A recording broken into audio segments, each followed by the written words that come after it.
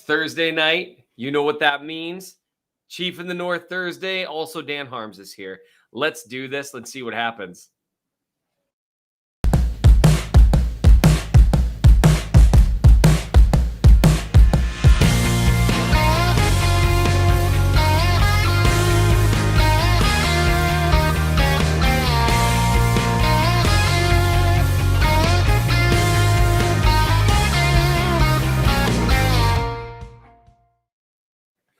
You know, that was terrible of me, and I felt guilty about it the entire time. The whole time, I was just like, oh, way to go, Seth. Started off on that note. Welcome, everybody, to the Thursday night live stream, RGR Football. I guess we call it Chief of the North Thursdays. We shouldn't, but we do. And that's me. I'm Seth Kaiser, the Chief of the North. It is an awesome night to talk Chiefs, and I'm excited. Now, we should probably acknowledge the elephant in the room, or rather the old man not in the room. And that would be Mr. Tracy, who is not with us tonight. He apparently has a family and has things that he has to do as obligations, or I don't know, something. I wasn't really paying attention. So that means it's you and me, Dan. How you doing?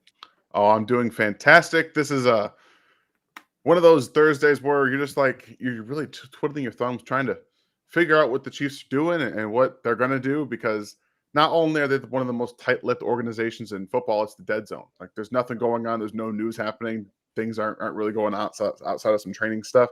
And, just looking to have a good Thursday. Absolutely. It's hard to know what the Chiefs are going to do. By the way, I like that. I like that comment, just starting us right off. It's not an Undertaker look. It's a little lighter than you think. It's a shade of dark red. And so to keep all of you happy, Wow. because you all pick on me mercilessly about my choice of wardrobe attire, which people, I just can't pull off red and gold. I'm not svelte enough, unlike Mr. Harms here. I just can't pull it off. I'm too old, too chunky, can't do it. So I wear dark colors because it's easier than working out. It is the dead zone. Although oddly enough, the NFL has become exceptional at least tricking us into thinking there's something going on. Correct. Even if there's not. Them allowing media to watch OTAs is one of the greatest Jedi mind tricks. I mean, just they're so good at what they do in terms of creating publicity, but that's just people love the NFL so much. And it's always a lot of fun. And so, like, right now, people are freaking out about what's going on. Ryan does look younger. You look great, Ryan.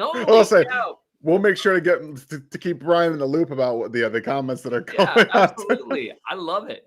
Thanks, it's such a great Jedi mind trick. I'm excited to talk to you about a few things from OTAs. I'm excited to talk about some Orlando Brown stuff that's come out. You know, we talked about it a little bit last week. I'm more curious about kind of your take on where things land in terms of what they need to do to keep him, how badly they need to keep him, what are the options there. Chris Jones became the topic of discussion again this week. Yes, he did. And I am going to stay calm. I'm going to be fine. You should stay calm. I'm going to be all right. I might. I don't know. We'll see. We'll see what happens. That is a topic that I finally have gotten grumpy about. But that's like 6 off seasons into it, but we'll get there. A few things all of you guys should understand. If you want to ask questions, you can. We might get to them. We might not. We will get the super chats at least as best we can. We'll try to keep an eye out for them. Do not expect me to be as good at that as Ryan.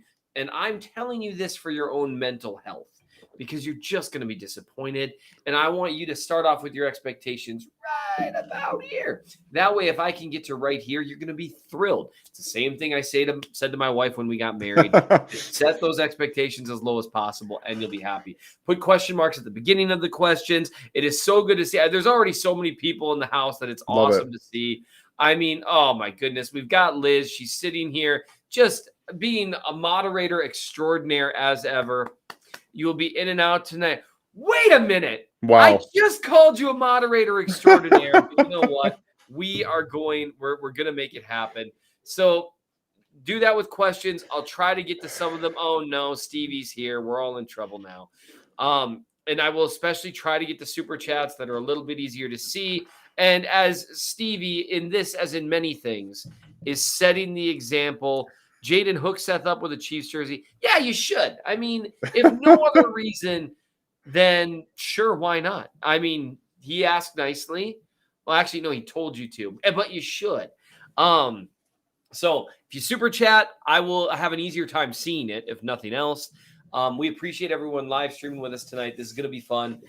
There's lots to talk about, but we will try to get to questions as well. But again, do not expect me to be remotely as good as Ryan is at virtually anything. So what you're going to see is me like drifting off and reading things, saying, what are we doing? No, wait. Yes, now we're back. So here's what I want to ask you about. First things first. What, if anything, do you take from OTAs?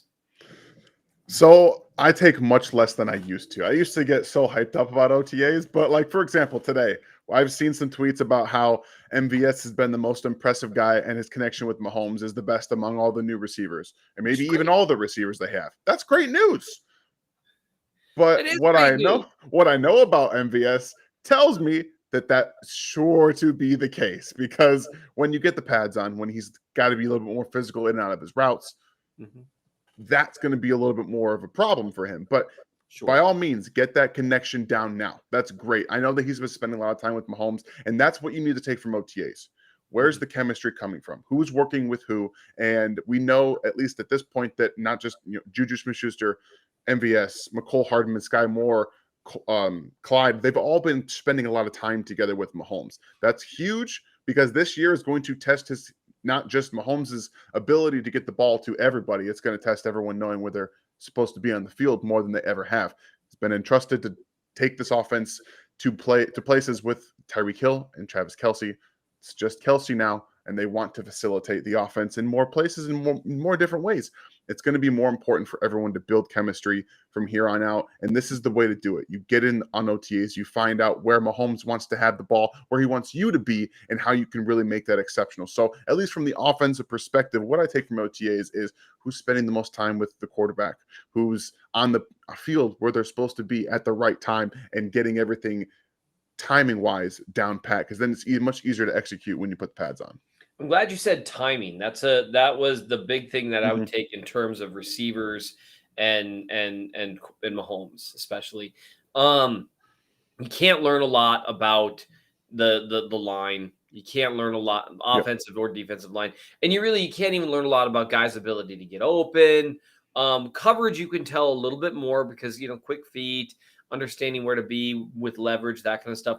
But a lot of these guys in coverage, especially L'Jarius Sneed relies on physicality quite a bit in coverage. He's pushy, he's grabby. He's got good feet too. I'm actually by the way, you all requested it. So L'Jarius Sneed will be the first big off-season review, probably coming to you Monday. It'll be 8 games, so it's taken me a little bit to sift through.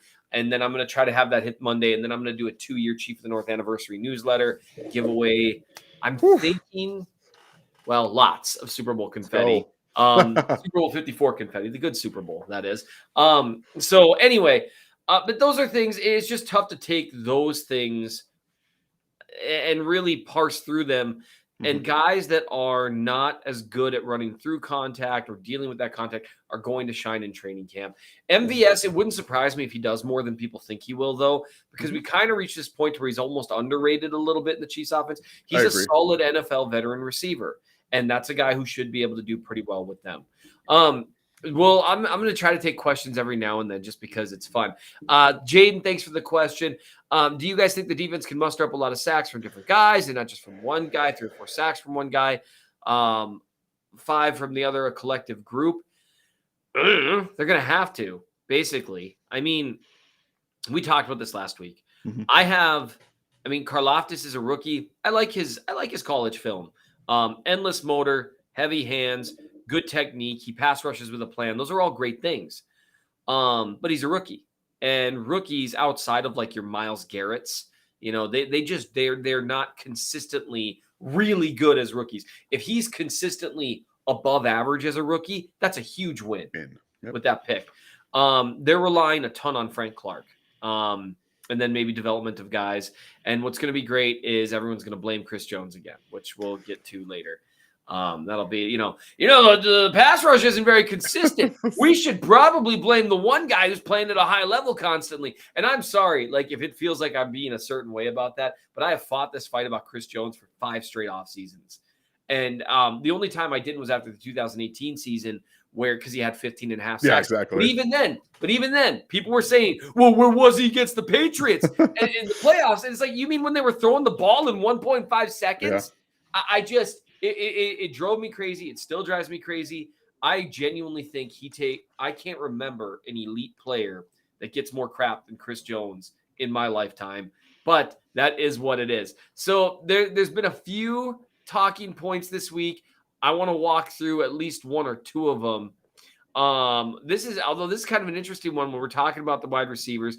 Jaden, wait, I picked you. You must just have great following. He's got pretty good questions. Kind of funny. People can look me dead in the face and say Smith-Schuster will do worse than what he did with the Doug Hodges and Rudolph, 831 yards and 9 touchdowns. And it's worth noting, I mean, Ben Roethlisberger was not good last year. He was, and by not good, I mean, he was bad. Mm-hmm. He didn't have an arm left.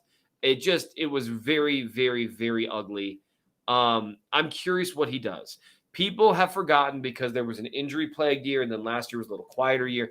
People seem to have forgotten all the hype that surrounded Smith-Schuster. So, Dan, let me ask you, over/under Juju Smith-Schuster 1,000 yards in 2020? I will take the under on the 1,000 yards, and that's because I buy into the distribution aspect. If there's one guy that I think that could go for 1,000 yards, it's going to be. I think it's going to be McColl. That's just because I am much more bought into the fact that he's been with the offense longer. This is actually a prove-it year for him. If you want to stay in Kansas City, this is it. You have to go off. Sure. I think they're going to use him as a Z receiver more than any other guy on this team right now, and I think that can ultimately allow him to be the best of his ability. But we'll actually see that come training camp and into the preseason, how that unfolds. But Juju is going to be a perfect complement to what the Chiefs could not do last year, I believe, in Kansas City when Tyreek Hill was doubled and Travis Kelce was doubled and being punished at the line of scrimmage. No one could beat press coverage. No one could beat man coverage. So teams said, okay, we're just going to play a little bit of press, play a little bit of man, and let our defensive line get to Mahomes and make him run around the pocket a little bit. I think Juju can win relatively quickly over the middle of the field. So he's going to become, in my opinion, a very early safety valve for Mahomes, but he's not a good athlete after the catch anymore. Even in 2020, he wasn't a very good athlete after the catch. We've seen his remarkable almost deterioration at 25 years old of a guy who had a bit more wiggle to his game. He played a little bit more on the outside, a little bit more inside, and still in the slot when he was, 2016, 2017, when he was 20 years old.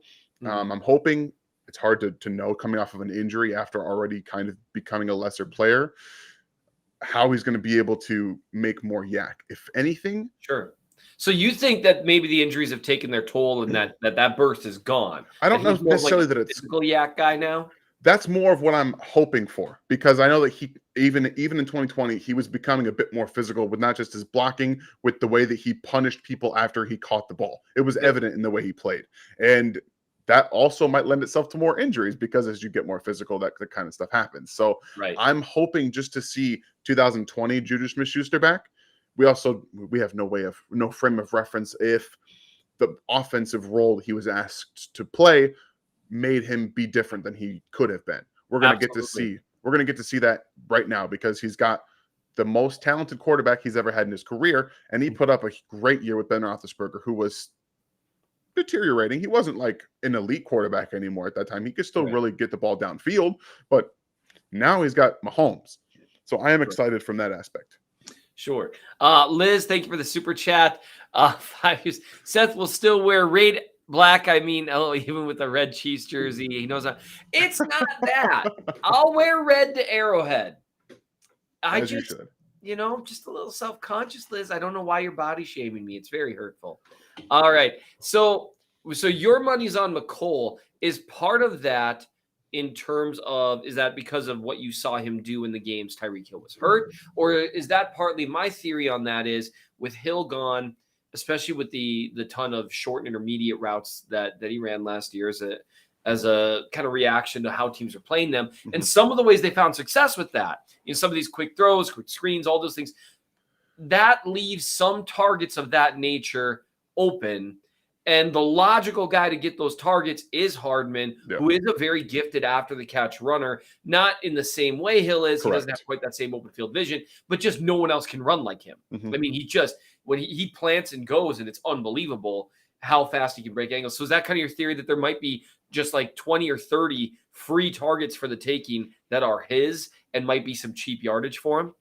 I think that also compared with, I think they're going to finally get him running on some more deep over routes like he ran in his rookie season. There was one that's burned into my memory of him against the Chargers late in the year where he's running a breaking over route and he gets clocked as he catches the ball. It was like a 25, 30-yard gain. Those they were gone. And a lot of that had to do with the fact that defenses weren't allowing the deep shots anymore. And I think that naturally they just started to get the ball to Hardman in some of the quick screens and just tried to use his speed and acceleration to the advantage of the offense and tried to bring down some safeties, try to get them some help. I think that's what they tried to do. So I think that they're going to use him a little bit more creatively. I'm also hoping that this offseason that he spent with Mahomes a little more, he understands where Mahomes wants him to be on the field, because we've seen the communication between those two be broken for the last 3 years, and that's not good. So if that continues this year, obviously that's not going to happen. But the fact of the matter is, I think that this is. Oh yeah, you found a toy? She found an awesome toy. I agree, and I think that makes sense. I saw this question and included one of my very favorite Chiefs when he was a Chief, from Patrick Bauer. Thank you. Does retiring Flowers include his number? Just curious because Sky picked 24. No. Basically, what happened with Brandon Flowers today is that he retired as a Chief. They didn't do anything like retire his number, which I don't know if the Chiefs do that. I'm trying to think of a number they have. Maybe Len Dawson's number is retired. They have a couple, I think. Delaney, they might have done it on an honorary basis, but I can't recall many. I mean, like 88's not retired with the Chiefs. And that should tell you something. I think Derek Thomas's is. Yes, 58 is, yeah. And usually, so, I mean, what we've seen with the Chiefs, it has more to do with just whether or not you were a great player with the Chiefs. It has to do with some other stuff, too. Obviously losing DT in the way that he was lost, all those things, those factor into it. One reason I'm including this was to answer that, but also to say Brandon Flowers was one of my very favorite Chiefs, and I think he was an incredibly underrated player. Yeah, I agree. For a long time, he tackled really well. He played excellent man and zone coverage, super physical, had a nose for the ball and for big plays. That was one main reason I wanted to. I just wanted to give kind of a shout out to Brandon Flowers, who was one of the few fun guys to watch for a long time with the Chiefs. And him and Carr came in the same year, and they locked it down for a while. This is an interesting one, and it's going to segue us into Orlando Brown. Yep. John S. in Idaho. I was on the phone with some Bonneville County prosecutors this morning on a mutual defendant, but that's neither here nor there.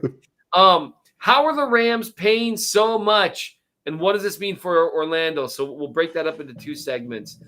I'll talk about the how are they doing this, and Dan, I'm curious, what do you think this means for Orlando?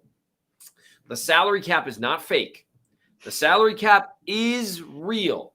The salary cap is a very real thing that puts a limit on what teams can spend, and every dollar does get accounted for. The problem is not the problem. The problem with accounting for it is that the money can go here, it can go there, it can go into certain kinds of bonuses, it can be kicked down the road 5 years, it can be kicked into void years. All sorts of things can be done with the cap. And that's why if you're the Rams, you can pay Matt Stafford and Jalen Ramsey and Aaron Donald and Cooper Kupp and Allen Robinson. Which I'd forgotten they signed Allen Robinson for this. That actually made me a little more mad. Like, how are they doing this? But really, and that's why, like, when we start getting into conversations about a guy like Chris Jones and, frankly, like Tyreek Hill, where they say, well, you can't pay everyone. Yeah, but you should pay some guys. Yes. Like, there are some guys, you can have 5 elite tier contracts on your team. It's just every one of them, when you get to that 5th one, that narrows your margin.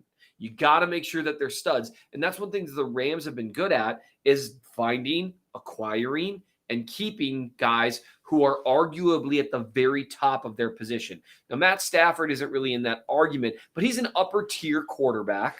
He's a very, very good one. And so the rules are different there. You don't need to be a top 3 guy there. Cooper Kupp is a top 3 guy. Aaron Donald is Aaron Donald. And Jalen Ramsey is a top 3 corner. And so that makes it a little different than paying elite money to a top 12 guy. And that's the mistake I think a lot of teams make, which could segue into Orlando Brown.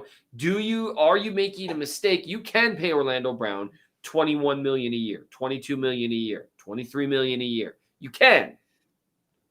Do you think they should? That's the question, because with guys that are proven in that echelon, like you talked about, Jalen Ramsey and Aaron Donald specifically, those guys, they're going to come in year in, year out and be top 3 at their position. I'm going to tell you right now, Orlando Brown is not a top 3, top 5, probably not even at this point top 7 tackle in the NFL. That's shouldn't be too much of a surprise for anybody. The problem becomes you traded for him and then you didn't extend him. You put yourself into this position of pretty much pigeonholing yourself into having to pay him, or you lost out on the draft capital that you had because you gave a first and a second or a third, and then you got a second back from the Ravens. But still, you have sunk cost, and you have to weigh the options. What do you get if you don't have Orlando Brown? Well, and that's definitely true. And Brown commented on that in some comments that a few people got fired up about. I'm not too fired up about it because he's right. This isn't the year you want to go with an unproven left tackle. I mean, crud, I'd forgotten that Chandler Jones and Randy Gregory and Khalil Mack are now in the division. And it's not like, I mean, Von Miller left the division, so that's nice, I guess. But I mean, overall, the pass rushing situation, every team in the AFC West is like tripling down on this season. And it's kind of funny that they're all doing it once. I get why the Chargers are doing it because you're going into Herbert's 3rd year. And with everything that's gone on with quarterbacks, Justin Herbert has every reason to expect and demand a new contract after this year. Now, 100%. The way that he works that contract probably won't have a giant cap hit the first year, maybe 2. But that's coming like a freight train. Oh, yeah, for sure. And with that, some of your flexibility, you also got a huge decision to make on Derwin James, who is unprecedented in the NFL. There's no one like him, but he doesn't stay healthy. Correct. What do? You can't keep, what are you going to do with Keenan Allen and Mike Williams and all these guys? That's just how the cookie crumbles. So I get why they're going all in. The Broncos, it's more hilarious to me than anything else. And if Russ Wilson, if it really was Pete Carroll, right? If he really was the problem, and if Russ Wilson still has his fastball from 2 years ago or 90% of that, the Broncos are going to be trouble. They're going to be problems. He throws the prettiest deep ball in the league. The Raiders, we'll see. We will see. But I do like what Stevie Keys had to say here. Let's give a short answer to the set. The Rams are gambling on the cap going up drastically the next 2 to 4 years.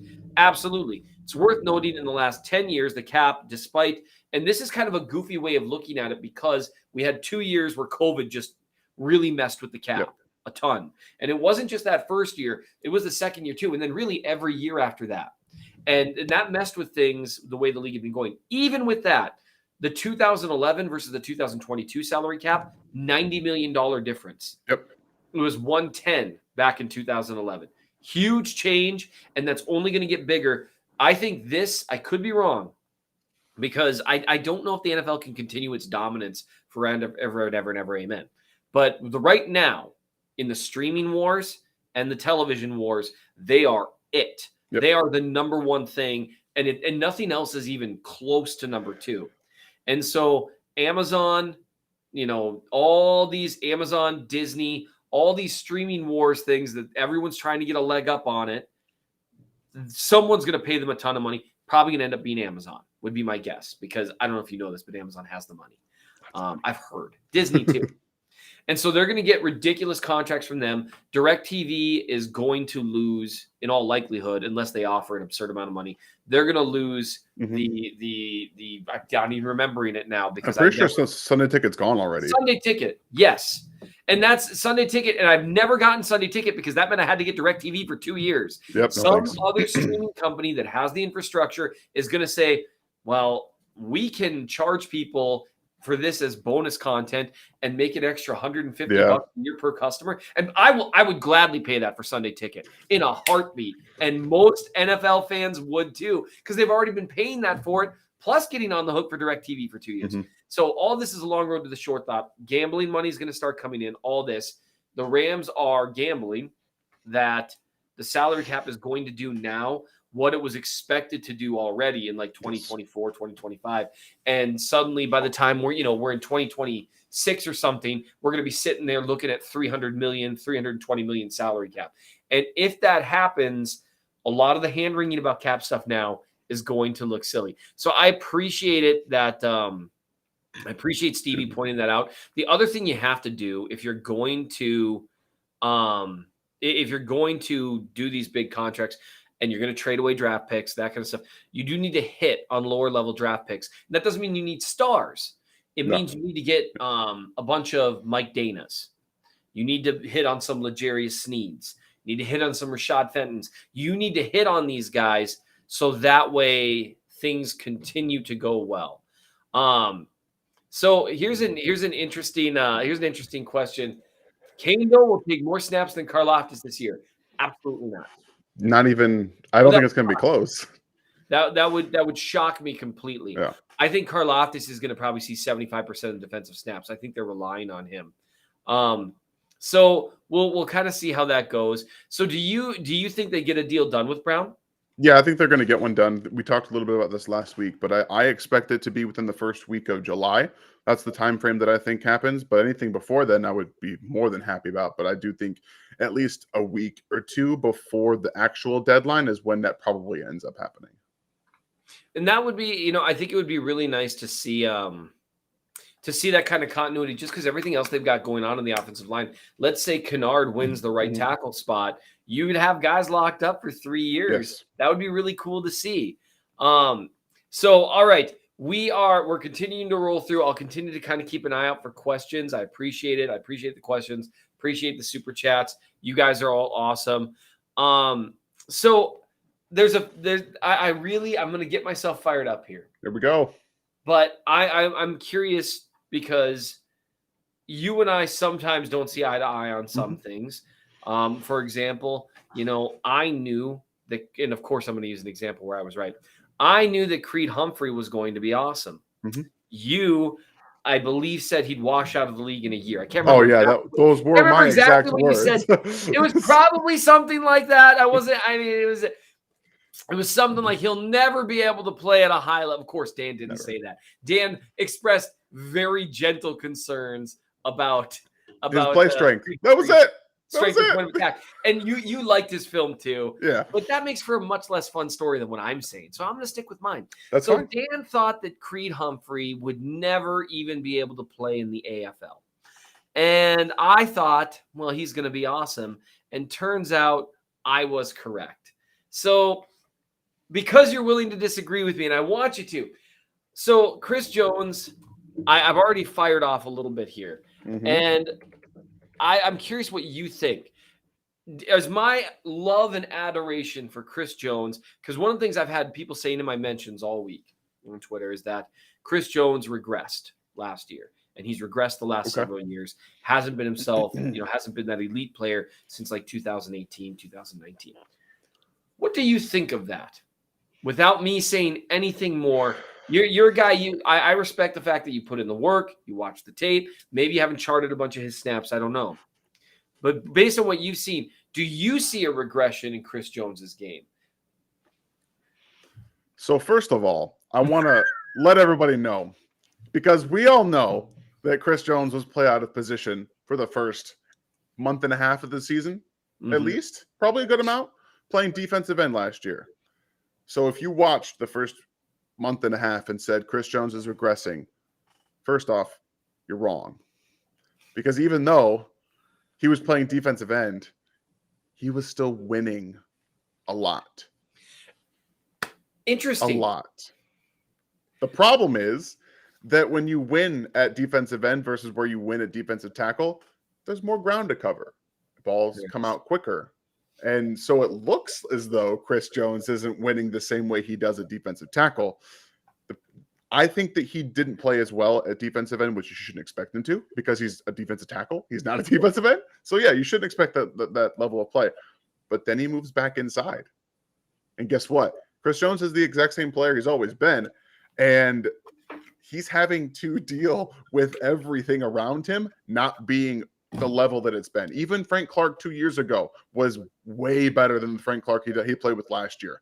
They had Alex Okafor, who's done nothing but continue to get injured and be ineffective in this defense. Mike Dana, Joshua Kando, a bunch of guys who have been unable to, rookies, young players that can't win quickly, and he's having to take the brunt of the load for this defense. When he wins, gets triple teamed, gets double teamed consistently, and the charts prove it that he still wins at a very high level when he gets double teamed. Right? He's not Aaron Donald, but nobody is. Sure. So Chris Jones is an elite. He's the second best pass rushing defensive tackle in the NFL, bar none. And I don't think it's particularly close. And that's, it's kind of funny. Like, it's reached a point where people, I feel like, sometimes tune me out. Now they think I'm somehow being homerific in this. I'm not. I just say it like, if I thought Jones took a step back last year, like I'm writing about L'Jarius Sneed right now. I'm curious what I've seen so far in film, whether or not I'm going to be able to be as optimistic as I normally am with a few things he had go wrong for him. And maybe the way he was used, honestly. Mm-hmm. The things that I hear about Chris Jones, and I promise, Kevin, that I am not picking on you right now. So this is the kind of thing that I commonly hear. Jones has regressed, couldn't tackle little Joey in the championship. Now, the argument here there, Kevin, and we're just going to walk through this. So your premise here is that because he missed a tackle on Joe Burrow in one game, that means he's regressed. I think you and I both know that's not true. That's not how we would determine regression of a player, is whether he missed a tackle, because by that standard, that means literally every player is regressing literally every year, because literally every year, every player misses tackles. Mm-hmm. Now, Jones did not bring down Burrow a couple times in the AFC Championship. Definitely a true story. And this is, I think it's a really great example of the way Jones gets gauged versus the way everyone else gets gauged. Jones wins his one-on-one matchup or even one-on-two matchup, creates pressure, literally no one else does. Yeah. He forces Burrow out of his spot while literally no one else does. He gets his hands on Burrow while literally no one else is still even winning their rep. And Burrow, who can play, tough guy to bring down, manages to get free, runs for a first down. And in the meantime, literally no one else wins their block or gets any sort of pressure. And the takeaway from that is Chris Jones is bad. That's where the logic just doesn't add up to me. The logic of, and so fortunately the Rams give us a wonderful example of another way of doing things. They have Aaron Donald. And if the theory is by having a great pass rusher, they will single-handedly be able to wreck every game, Aaron Donald would be able to do it. Except the Rams, who already had other good pass rushers besides Donald, they went all in and got Von Miller because pass rush is complementary. The best pass rushers in the game, the very best, win 20% of the time or so, and then Donald wins about 24, 25%. That means there's 80% of these other snaps going around where just by virtue of the position, no one else is getting pressure. Yep. And even if you get pressure and if there's no one else there, it's much easier for quarterbacks to escape. So I have not seen anything, and I might even, if I have time this offseason, I've got to work through L'Jarius Sneed's film, Trey Smith's film, and I'm going to review Jody Fortson's film. But I might chart, because I've charted a ton of Jones's snaps before.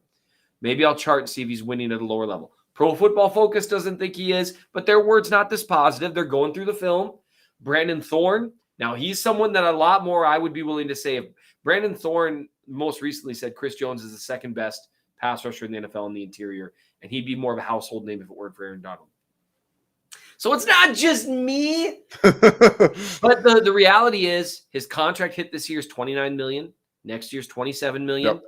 And I believe he'll be 29 next year.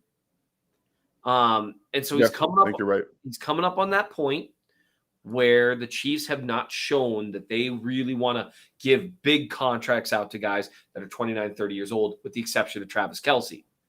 So we'll learn a lot about how the Chiefs view him here in the next few years. I'm sorry, I've got to do this just to bring us away. Thanks, Stevie. From what I've heard from the herd depth trial clips I've seen, so just object for hearsay every 5 seconds. What's your go-to strategy? Not that. The hearsay objections are, whew.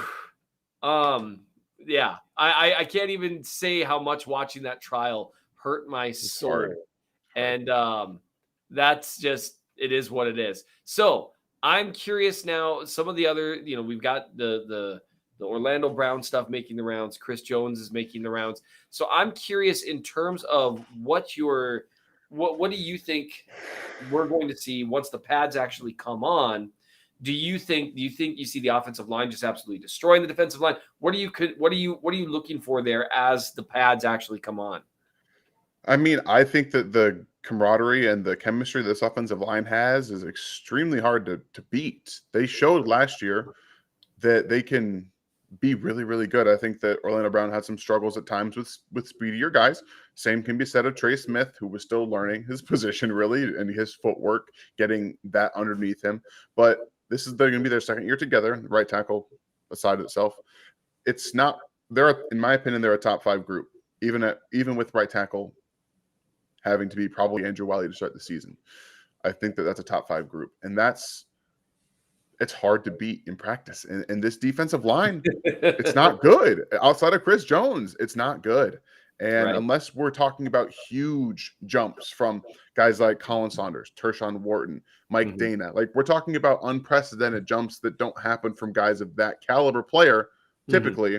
And that's 3 guys that you would need to have that happen for them to give this offensive line a real run for their money. So when the pads come on, I would expect the run game to look really good.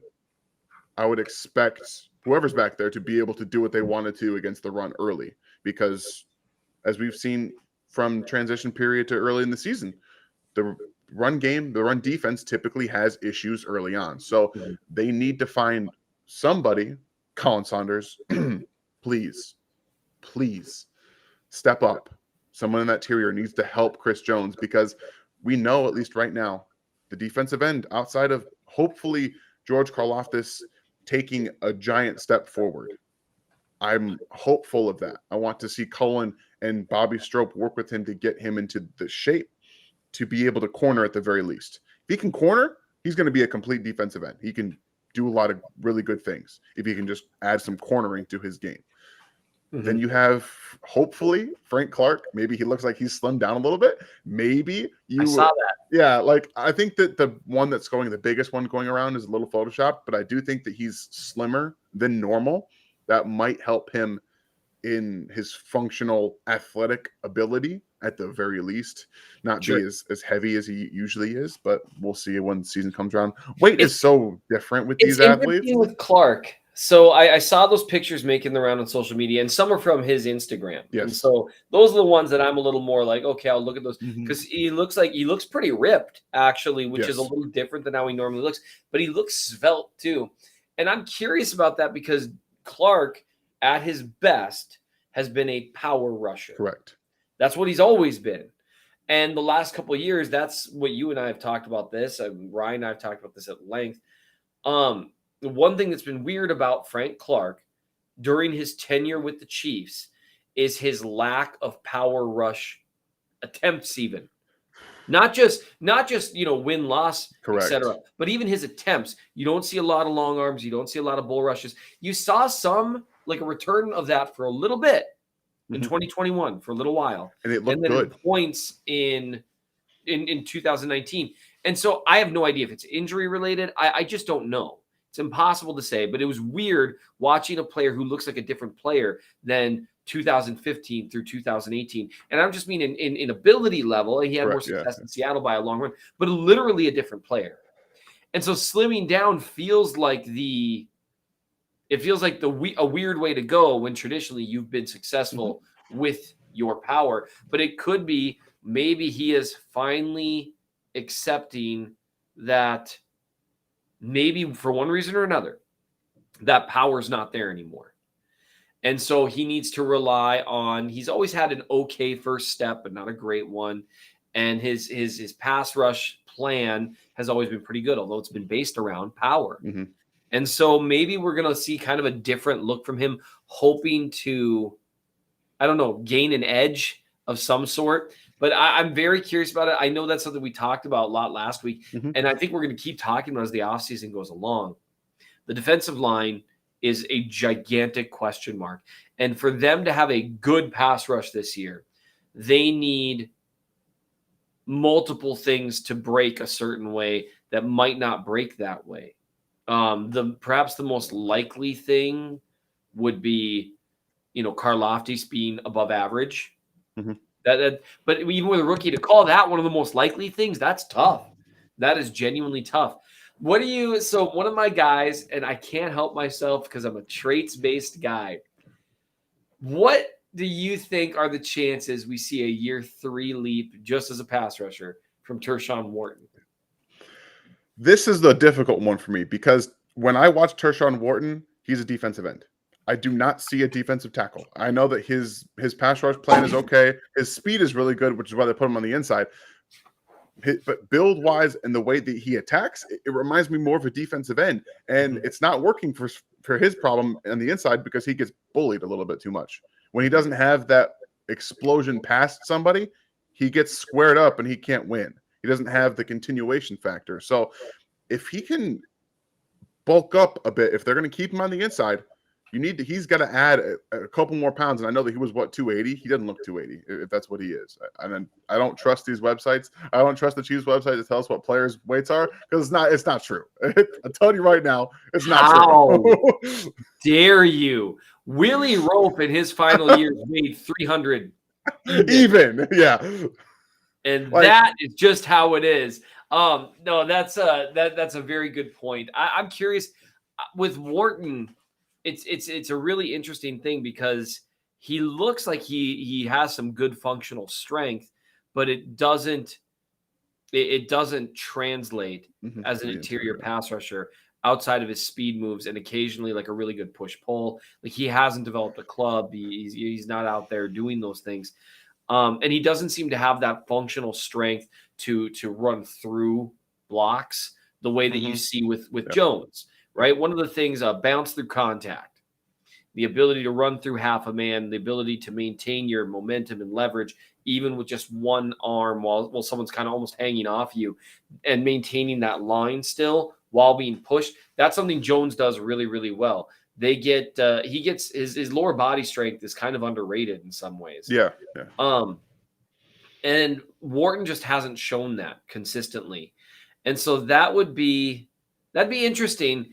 I to see him more on the edge because I think he looks more athletic than say Mike Dana. Yes. Like I think he looks definitively more athletic than Mike Dana.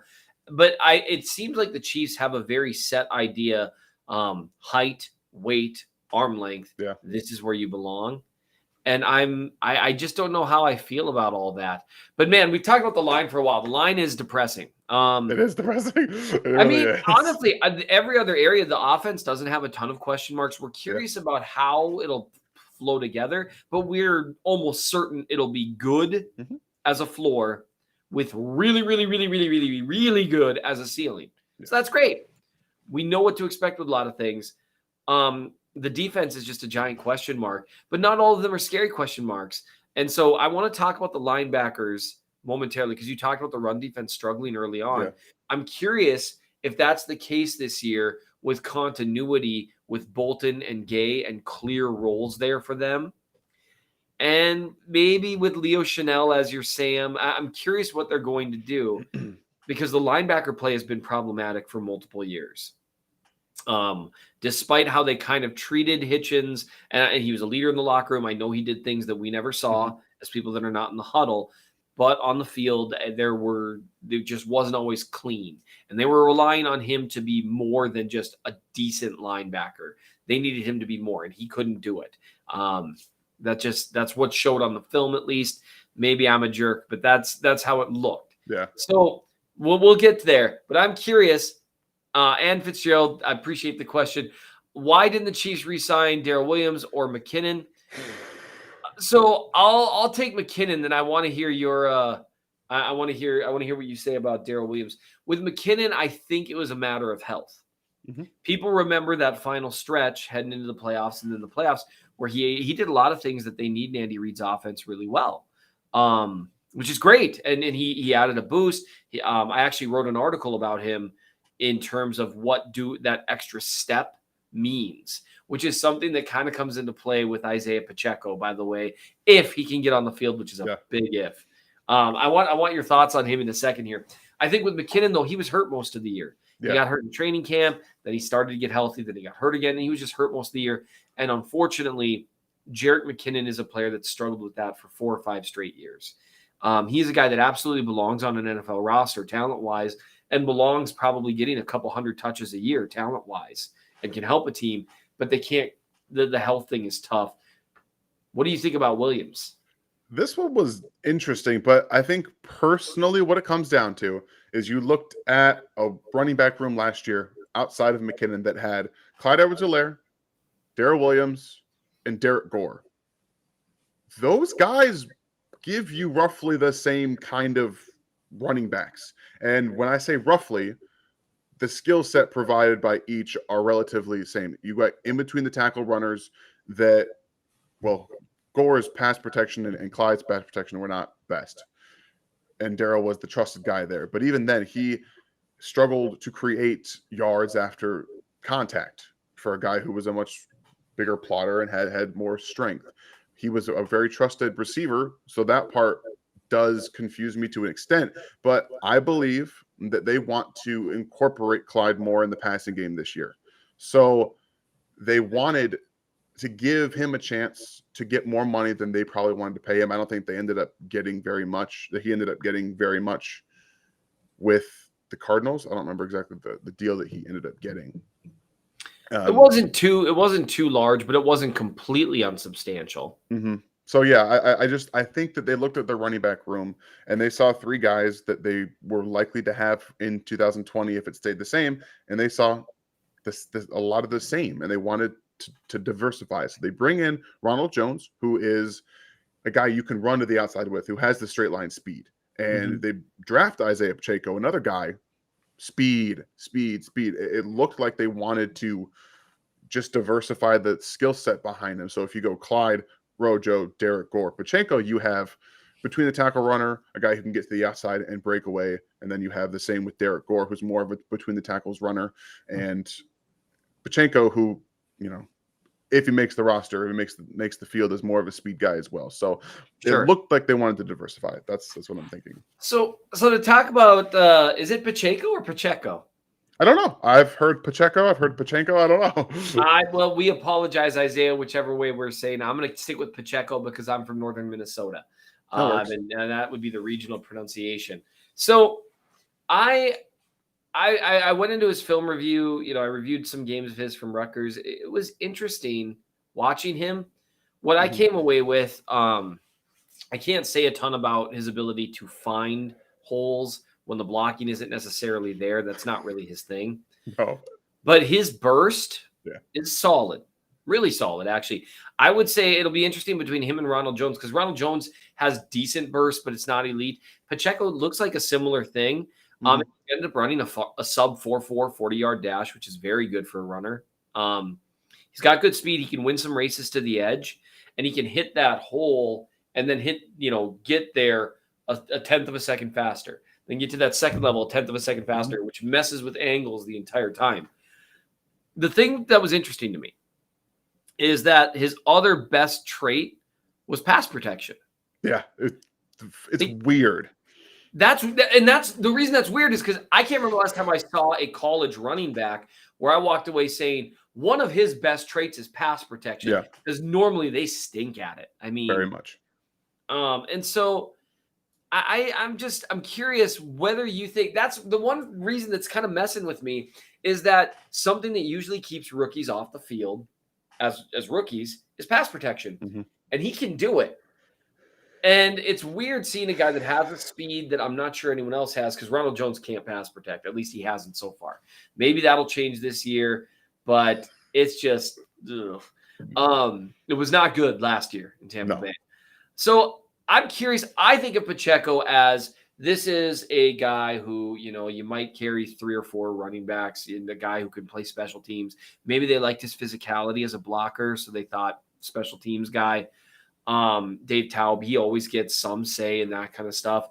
And you know what? The Chiefs have had one of the best special teams units in the NFL every single year under him. And so to me, that gives an advantage people genuinely don't realize. And then the last few years, they'll struggle early and then they pull together. And once again, by the end of the year, they're like top 2 or 3 in DVOA, if not number 1.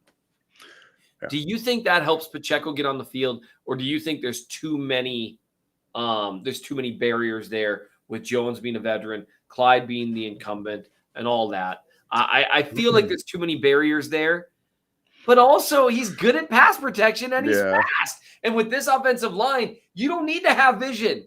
The expected yards per carry for Clyde Edwards-Helaire last year was like 5.5 yards, because they've got 6 guys in the box constantly, and the guys that they have up front are blowing guys out the water. So what do you think about that? Like, I'm just curious. Do you think he's even got a shot at getting on the field? Yeah, I think he's going to start the season as their returner. I think he's going to be the kick returner. So I think he's going to make the roster, not just because when you bring up the pass protection, it's the ability to stay on. You're pretty much taking up a blitzing linebacker. So you have to absorb contact. What's the one thing you have to do as a returner? Absorb contact and run fast. Boom, he's got those down. And in my opinion, I think he's going to be the Byron Pringle of their return game. I think he can do both of those things, and you don't need to have vision as a kick returner for the most part. You just got to find a lane and then hit it. So I think he's going to be able to do that. And it's going to come down to whether they want to carry 4 running backs. And this is a good comment here. Pacheco said in an interview his favorite play in college was a pass block where he pancaked a blitzer. That shows. I mean, he was he's legitimately he seemed to take pride in it. And pass protection is a lot effort as a running back, but it's also technique. You know what? I'm going to do this just because I have to. It's also technique. Hey, Jack Kenna, welcome to the chat. Thank you for the question. Who can stop Adams, Waller, and Renfro? A fellow by the name of Derek Carr, I believe. You might be familiar with him. You know what? Jokes aside, maybe they'll be awesome. We'll see what happens. It could be that the Raiders, they did make the playoffs last year, and so who knows? But we'll see. Anyway, so I'm sorry, I could not help myself. I see a debate breaking out in the comments that made me I could not help but jump in. So we've got 5 minutes left. I appreciate everyone watching. I appreciate the super chats. I actually have a supper date with my wife and another couple that's supposed to start at 7. So we're going to try to get out of here right at 7. So I want to ask just general, because there's a debate in the comments, a little bit of one about, the AFC West, the division. There's also a debate about Chris Jones. I can't do this again. Sacks are not the evidence of solid play along the defensive line. Nope. Go and look up Warren Sapp's year-by-year sacks. Unless you think some years he just forgot how to play football, sacks themselves, they're an indicator, but they're also an indicator of context around a player as much as the player themselves. And we could really get into that if you want and talk about exactly why it looks that way. But it is very simple. Picture a quarterback, right here. Picture your pass rusher right here. He starts doing this. He wins and gets pressure. Now imagine no one else does. What's the quarterback going to do? He's going to do this, right? Or maybe this. Now imagine 2 other guys do their job and crush that pocket. Yeah. You know where the quarterback has to go? Nowhere. And that's why it's complementary, not complimentary, Stevie. That's how it works in terms of pass rusher. And that's why sack numbers vary for most players, while pressure numbers, pass rush win numbers, those are generally more consistent. So, that's just that's just generally speaking how that sort of thing works. Now, that doesn't mean you don't watch sack numbers over time. That matters, certainly. But what Chris Jones is paid to do is rush the passer. The results of that are going to vary depending on everything else that happens. I'm being told in the comments, I'm going to eat my words on the Raiders. Maybe it could be this is the year. I think I'm not sure how many quarterbacks I've seen make a big leap in year, 8? But I think it's maybe more than that, actually. I've actually always been like a defender of Derek Carr. Me too. Like, I've always thought he could play. He is just overly dependent on protection. He's like a similar to Kirk Cousins type thing in that when he has protection, Derek Carr can sling it. He really can. He is just more affected by pressure than most or any elite quarterbacks. And so we'll kind of see what happens there. So I'm curious. So now you're being put on the spot. We've got 2 minutes left to go. Raging debate about the AFC West. Do you think, and we're going to revisit this a million times because it's June and we talk about these things. Do you think the Chiefs repeat, or is it like, how do you say it when it's like 7 in a row? A 7-peat or 6-peat as AFC West champions? And if not, who takes them down? There's one thing for sure. This is going to be the toughest year for them, period. You're losing Tyreek Hill. Your defense is in flux. You add a whole bunch of talent to the AFC West. I mean, the one remaining factor is that Patrick Mahomes has won this division every year that he's been the quarterback. And until you dethrone him, maybe until other teams make the playoffs and win playoff games, I'm going to put my faith in the quarterback that actually does that. And continue. And not to mention, the Raiders did make the playoffs last year, and they still got blown out both times by the Chiefs. So even if the Chiefs finish third, they're still coming in above the Raiders, in my opinion, because their defense is crap. So, yeah, and that's going to be a tough thing for the Raiders to overcome. I think adding a second pass rusher certainly helps Crosby out a lot. To be fair, they had a second pass rusher last year. Ngakoue, and he's gone. Ngakoue's gone. Now, Jones is a big upgrade over him. I love Chandler Jones. Me too. I think he's a great player. Hopefully, just for the pure football matter, hopefully he comes back healthy because he's so much fun to watch play because no one really rushes the passer the way he does. No, he's very unique. Much fun to watch. His moves are completely unique, and they're unique to him because he's got such a unique set of traits that no one else can do it. But the coverage behind them, that was really problematic last year. Yeah. Incredibly problematic. And we'll see how they do with it. Thank you so much, Jace. It's been beat to death, but Sky's hands, good Lord. Well, so Sky Moore, you could be talking about one of two things. You could be talking about the fact that his hands are they're just gigantic. 10.5-inch hands. 10.5-inch hands. He's like 10.5 inches. Isn't it with a quarterback? Isn't it like you want your quarterback to have at least 8.5, or is it 9-inch hands? I mean, I think that Kenny Pickett got crap for having about 9-inch hands. So I think that 10 is probably ideal, maybe a little bit under that, but 10.5. That's absurd. And he also, that's one thing that's just worth noting. His hands in college were exceptional. Very good. Whether it was an issue of contested catches or anything else. All right. So you heard it from Dan first. The Chiefs are absolutely guaranteed to repeat. There's no doubt about it. And he will bet his life on this happening. Hey, we have reached 7:01. I am officially 1 minute late. And Dan, I believe you have father things to do. Always All have right. father things. So we're going to take our leave of you. Thanks for joining us for this Thursday night live chat. Don't forget to hit the like button. If you want to subscribe, you really should. Ryan knows way more about that. So I'm just saying the things that you're supposed to say at the end of a live stream. Really appreciate the questions, appreciate the super chats, even appreciate the debate. The Raiders fan that I teased a little bit. Rivalries are so much more fun, with friendly trash talk. Let's have fun with it. It's just a game. I actually hope I think the NFL is at its best when the Chiefs and the Raiders rivalry is relevant. Yes. And when both teams are great. That is so much fun. So have fun with it. Talk your trash, man. The Raiders had a good offseason. Let's go. It's going to be a lot of fun. So we appreciate you all. Thank you for joining us. And we'll probably see you guys next week. Dan, you going to join us again next week? We'll see. Well, I love getting on with you and Ryan, so that should be something we do more often for sure.